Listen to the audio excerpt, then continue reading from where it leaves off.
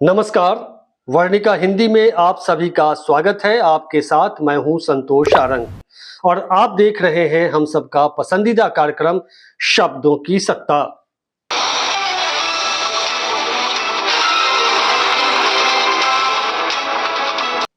भारत के संविधान का आर्टिकल 19 देश के नागरिकों को 6 प्रकार की गारंटी देता है, जिसमें बोलने की आजादी, अभिव्यक्ति की स्वतंत्रता, संगठन संघ बनाने की आजादी,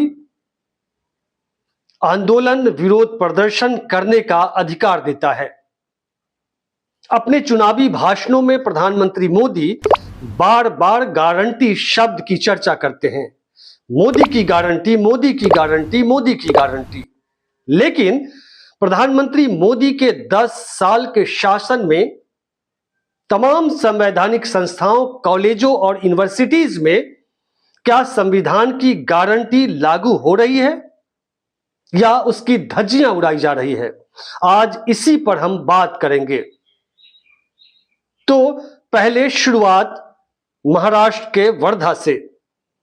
वर्धा स्थित महात्मा गांधी अंतरराष्ट्रीय हिंदी विश्वविद्यालय प्रशासन ने अपने 7 शिक्षकों को कारण बताओ नोटिस जारी किया है, जिनमें से 4 शिक्षकों पर दंडात्मक कार्रवाई की है।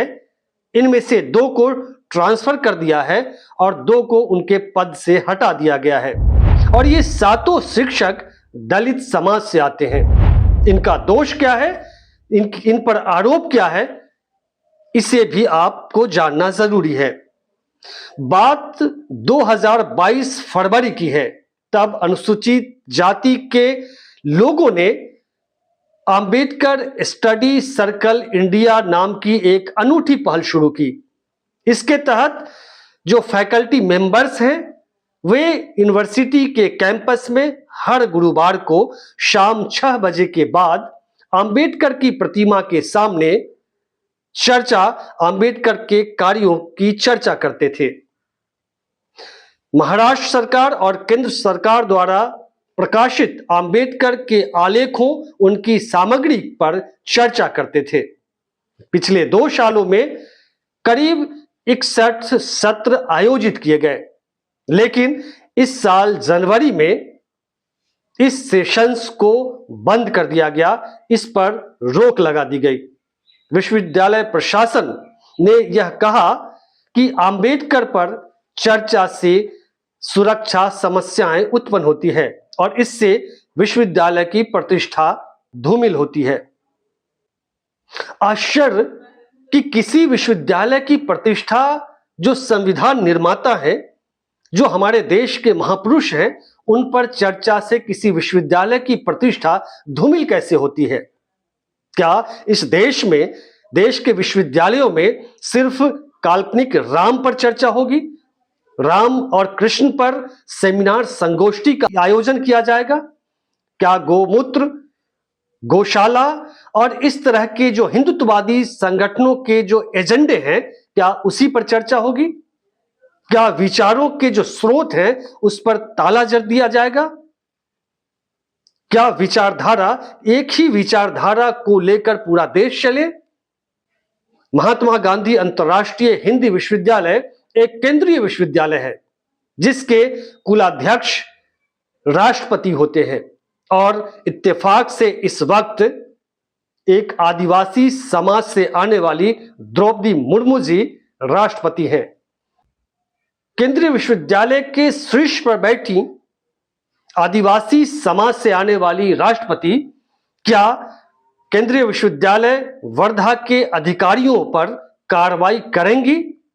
क्या केंद्रीय मानव संसाधन विकास मंत्रालय यूजीसी समेत प्रधानमंत्री मोदी, जो खुद अभी चुनावी सभाओं में बार बार अंबेडकर की चर्चा करते रहे, जो संविधान पर उन्होंने ये यहां तक कहा कि मोदी को छोड़िए, बाबा साहब अंबेडकर भी आ जाएं तो संविधान को नहीं बदला जा सकता।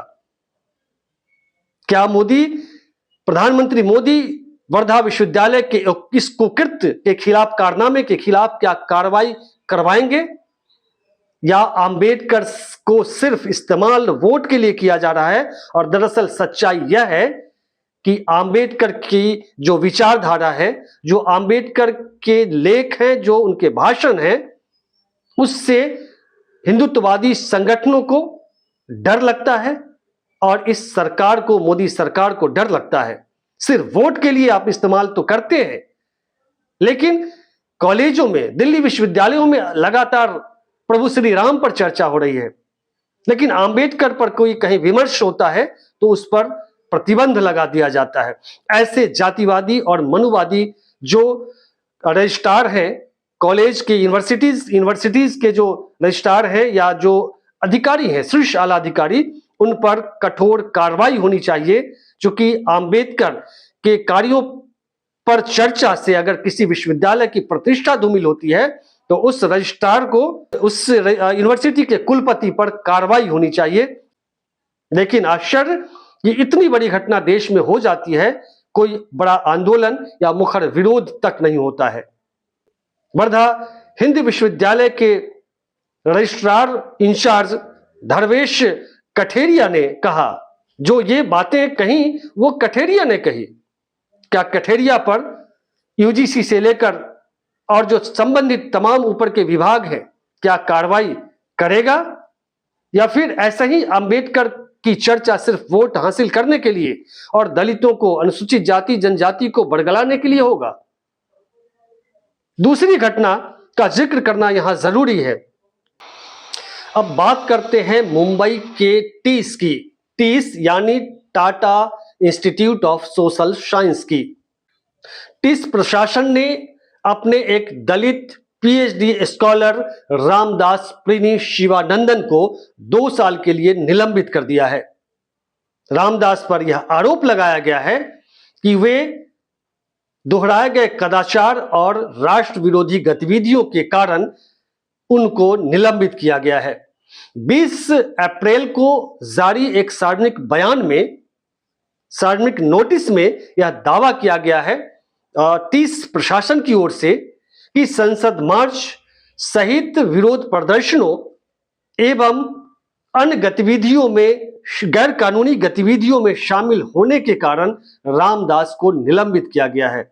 उधर रामदास ने विभिन्न वेबसाइट्स और मीडिया से बात करते हुए रामदास ने कहा कि मैं किसी भी तरह के गैर कानूनी गतिविधियों में मैं शामिल नहीं था। मैं अपने संवैधानिक अधिकारों का प्रयोग करते हुए सभी के लिए शिक्षा की मांग कर रहा था, और मेरा यह कृत्य जो है देशभक्तिपूर्ण कृत्यों में से एक है। क्या विरोध प्रदर्शन करना गैर कानूनी होता है? तो क्या टीस की नजर में उसके अपने स्कॉलर का कैरियर बर्बाद करने का एक बहाना चाहिए था? क्या सरकार के खिलाफ, सरकार की गलत नीतियों के खिलाफ यदि कोई भी छात्र, कोई भी प्रोफेसर, शिक्षक यदि आवाज उठाता है तो क्या उसे उसके संवैधानिक अधिकारों से वंचित कर दिया जाएगा? आज यही देश में यही हो रहा है। और जब तमाम विपक्षी पार्टियां ये लगातार आवाज उठा रही हैं कि बीजेपी सरकार, मोदी सरकार संविधान बदलने की मंशा पाले, 400 पार का नारा लगाती है, और लगातार जो बीजेपी के सांसद नेता हैं वे लगातार कहते हैं कि संविधान बदलना है, तो मोदी जी आते हैं सामने और काउंटर करते हैं कि बाबा साहेब भी आकर कहें तो संविधान नहीं बदलेगा। लेकिन हकीकत कुछ और है। देश के तमाम शैक्षणिक संस्थानों को एक खास विचारधारा में बांधने की कोशिश हो रही है, और अंबेडकर जैसे जो सामाजिक न्याय, सामाजिक जो आंदोलनों से निकलने वाले जो नेता रहे हैं, दलित और पिछड़े समाज के जो महापुरुष रहे हैं, उन पर चर्चा से रोका जाता है, उन पर विमर्श करने पर प्रतिबंध लगाया जाता है, जिसका मुखालफत करना जरूरी है। तो बस इस एपिसोड में इतना ही। अपनी प्रतिक्रिया कमेंट बॉक्स में जरूर लिखिएगा। तो दीजिए इजाजत, मिलते हैं अगले एपिसोड में। तब तक के लिए नमस्कार, शुक्रिया।